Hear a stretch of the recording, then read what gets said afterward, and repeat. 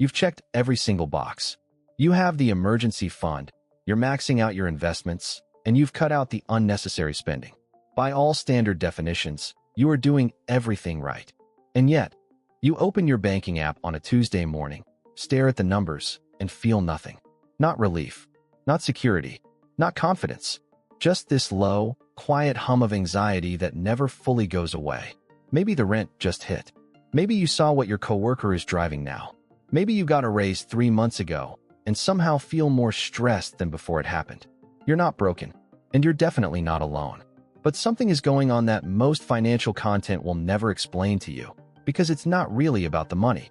My name is Ely, and I spend way too much time thinking about how people in the United States experience money psychologically.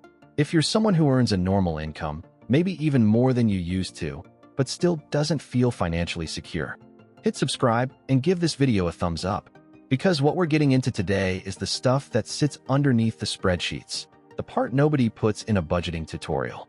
And look, if this is your first time here, just know this channel isn't about getting rich fast, picking the hottest stocks, or showing you a highlight reel of someone's financial wins.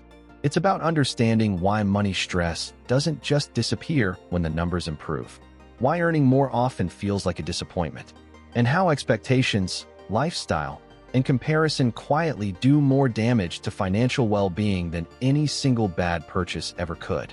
So let's get into it. Here's the thing about financial advice in America. Most of it treats money like a math problem. And on the surface, that makes total sense. Income minus expenses equals what's left. Save a portion, invest consistently, avoid bad debt. The formula is not complicated. And yet, according to the American Psychological Association, money has ranked as the #1 source of stress for Americans for over a decade. Not health, not relationships, money. And that's happening in a country where the median household income sits somewhere around $74,000 a year, according to the U.S. Census Bureau. That's not poverty-level living for most of the country. So why does the stress persist? Because the formula leaves out the human being doing the math. Think about someone earning $65,000 a year in a mid-sized American city. That works out to roughly $5,400 a month before taxes.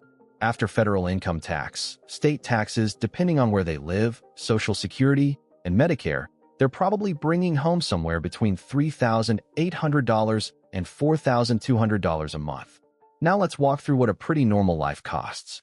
Average rent for a 1-bedroom apartment in a city like Austin, Denver, or Nashville, cities that aren't New York or San Francisco, but aren't exactly cheap either, is running between $1,400 and $1,800 a month right now. Add a car payment, because in most of America public transit is not a realistic option, and you're looking at another $450 to $550. Car insurance on top of that, another $150 to $200.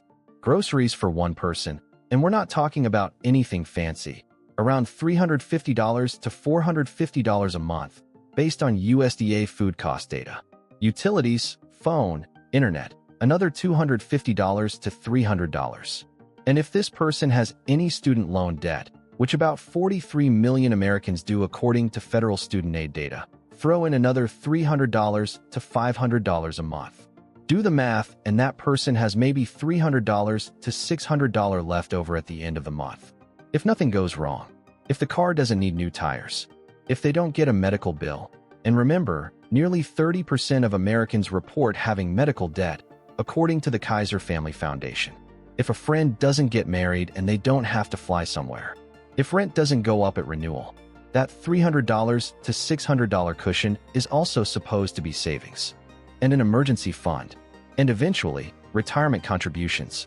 Now you might be thinking, okay, but that's just tight budgeting, that's manageable. And technically, yes. But here's what most people don't realize. The psychological experience of living that close to the edge, even when the numbers technically work, activates something in the brain that financial spreadsheets were never designed to account for. There's research out of Princeton and Harvard, a book called Scarcity by Sendel Mullainathan and Eldar Shaffer, that documents how the mental bandwidth consumed by financial pressure actually reduces cognitive capacity. Not metaphorically, literally. The mental load of managing tight finances, of tracking whether the rent clears before the grocery charge hits, of deciding whether to fix the car now or wait another month. That load takes up space. The same space needed for long-term planning, impulse control, and decision-making. So the person who looks like they're making bad financial choices from the outside is often someone whose decision-making hardware is genuinely overtaxed. The stress itself makes it harder to escape the stress. That's the loop nobody talks about. And this is where it gets interesting, because that loop doesn't automatically break when income goes up. This is the part that genuinely surprises people. Let's say that same person gets a raise. They're now earning $80,000 a year. That's real progress. That's something to be proud of. Their take-home goes up by maybe $700 to $900 a month, depending on their state and tax situation. And for a moment, maybe a week, maybe a month, it feels like breathing room. But then something subtle happens. The apartment that felt fine before suddenly feels cramped. The car that was perfectly functional starts feeling embarrassing next to what colleagues are driving. The vacations that friends are taking, the restaurants they're checking into on social media, the home renovations appearing in the group chat. All of it starts registering differently now that there's theoretically more money to work with. So they move into a nicer apartment. Maybe they lease something newer. They let the grocery budget expand a little because they deserve it. And 6 months later, they're right back to feeling stretched. The number changed. The feeling didn't. Economists have a name for part of this. It's called the hedonic treadmill, the psychological tendency for humans to return to a relatively stable level of happiness or stress regardless of what happens to them financially. Good things happen, you adapt, the baseline resets. The raise that felt like freedom becomes the new normal within weeks. And the lifestyle that grew up around it feels like the minimum acceptable standard before long. This isn't a character flaw. It's not laziness or weakness. It's how human beings are wired. But if nobody ever explains it to you, it feels like personal failure every single time the cycle repeats. There's also a piece of this that's uniquely intense in the United States, and it's worth naming directly. American culture runs on visible consumption in a way that is genuinely different from most of the world. The size of someone's house, the brand of their car, where their kids go to school, where they vacation, these things carry enormous social weight. The Federal Reserve's annual report on the economic well-being of American households consistently shows that Americans measure financial security not just against their own needs, but against what people around them appear to have. And the key word there is appear. Social media has turned lifestyle performance into a full-time broadcast, and the comparison isn't happening against people at the same income level. It's happening against curated highlight reels of people at every income level, often in the same digital space. Here's the thing about comparison. It's not a rational process. The brain doesn't evaluate it like a spreadsheet. It evaluates it like a threat. When someone feels like they're falling behind their peers, behind some imagined version of where they should be at their age, behind what their parents had at the same point in life, the nervous system registers that as danger. Not financial danger specifically, social danger, belonging danger. And that triggers the same stress response as an actual emergency.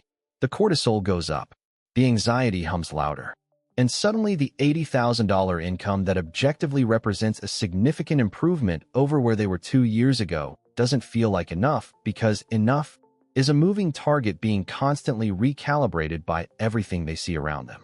Now look, none of this means money doesn't matter. It absolutely does.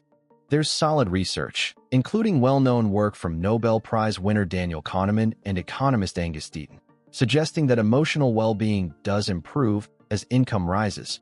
But the relationship is not linear, and it's not automatic. It depends heavily on what someone does with the increase, how they interpret it, and whether the lifestyle expansion outpaces or stays behind the income growth. The people who actually feel more secure as they earn more are not always the ones earning the most.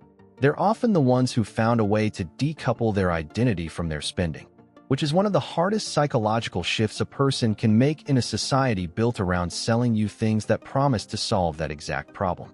Think about the identity piece for a second, because this is the one that quietly runs everything. From a pretty early age, most Americans absorb a set of beliefs about what financial success looks like.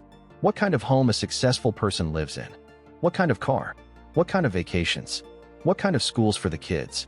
These aren't neutral preferences, they're identity markers. And when spending patterns get tangled up with identity, cutting back stops feeling like a smart financial decision and starts feeling like a threat to who you are. That's why telling someone to just stop eating out so much rarely works long-term. It's not about the restaurant. The restaurant is where they feel like a normal, functional adult participating in society. Telling them to stop feels like telling them to disappear. This is also why budgeting advice that's purely mechanical tends to fail people. A budget is a tool. It's a useful tool. But if someone's spending is meeting a psychological need, belonging, identity, stress relief, numbness, validation, the budget is trying to solve a behavioral problem with a math solution. And math loses that fight almost every time. So what actually works? Here's where the conversation shifts from diagnosis to something more practical and realistic, because the goal isn't to become a financial monk living on beans and discipline. The goal is to build a relationship with money that actually reflects what matters, rather than one that's constantly being hijacked by things that feel urgent but aren't important. The first thing worth doing, and this takes some honesty, is mapping where the anxiety actually lives.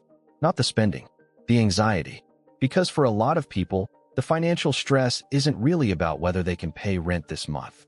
It's about a deeper, older fear. Fear of ending up like a parent who struggled. Fear of being seen as unsuccessful by people whose opinions probably don't matter as much as it feels like they do. Fear of not being enough. These fears don't show up on a bank statement, but they absolutely show up in financial behavior. Identifying that the fear exists, without judgment, is the starting point for making different decisions. Because once someone knows they're shopping for validation or overspending on status as a way to quiet a feeling of inadequacy, they have a choice they didn't have before. They're no longer just reacting. The second piece is what some behavioral economists call pre-commitment, the idea of removing as much willpower as possible from the equation by automating the decisions that matter. Willpower is a depleting resource.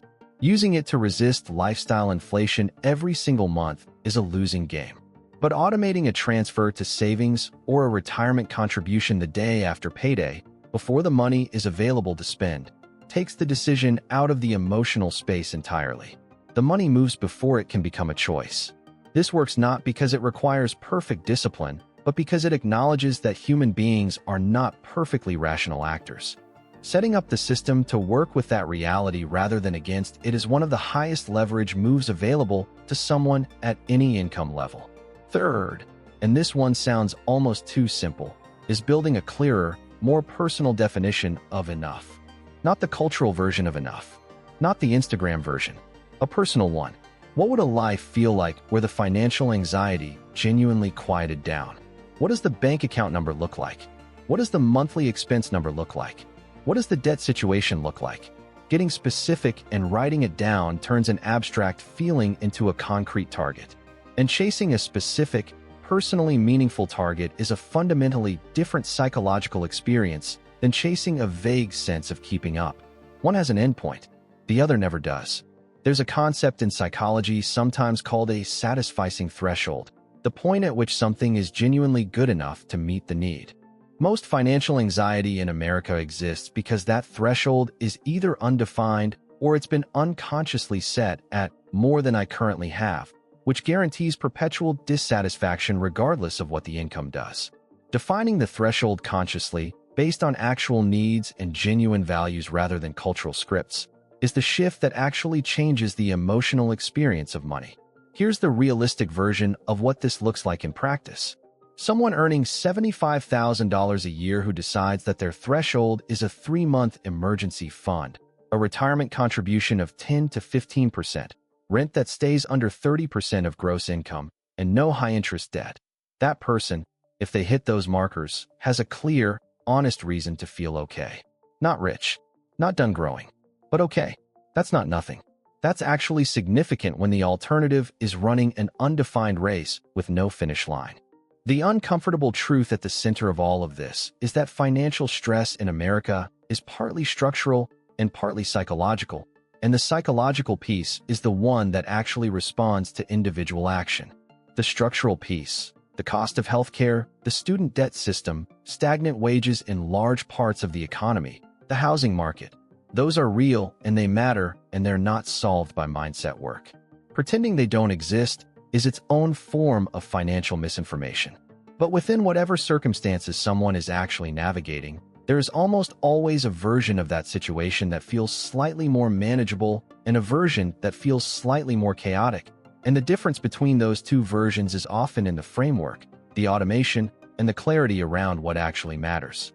The person who follows every financial rule but still feels stuck is usually not failing at math. They're navigating a psychological experience that the math was never designed to address. The rules were built for an idealized rational actor making optimal decisions in a vacuum.